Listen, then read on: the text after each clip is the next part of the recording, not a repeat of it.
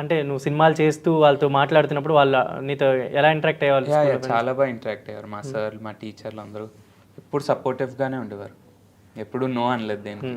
So కొన్ని exams కూడా miss అయ్యాను, అవి మళ్ళీ నా కోసం మళ్ళీ సపరేట్గా కండక్ట్ చేసి అంతా బాగా చూసి. ఇప్పుడు ఏంటి స్టడీస్ ఏంటి అంటే ఇప్పుడు అయిపోయింది, బీటెక్ అయిపోయింది. బీటెక్ అయిపోయింది.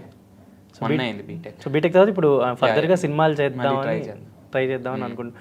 అసలు ఫస్ట్ ఎలా నీకు ఫస్ట్ ఆపర్చునిటీ ఎలా వచ్చింది అండ్ నీ బ్యాక్గ్రౌండ్ ఏంటంటే ఎలా సినిమాల్లోకి వచ్చావు చైల్డ్ ఆర్టిస్ట్ కానీ? నేను రావడానికి మెయిన్ రీజన్ మా బాబాయ్ అబ్బూరి రవి గారు.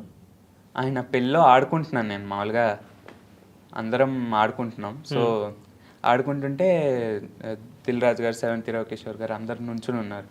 నుంచుని ఎరా సినిమా చేస్తావా అని అడిగారు కామెడీగా. యా అంతే. నేను సరే చేస్తా అన్నాను. అలా స్టార్ట్ అయింది.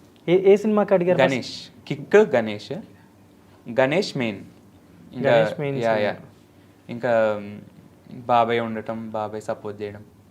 సో ఫస్ట్ సినిమా నీది గణేష్, షూట్ చేసింది ఇదంతా గణేష్.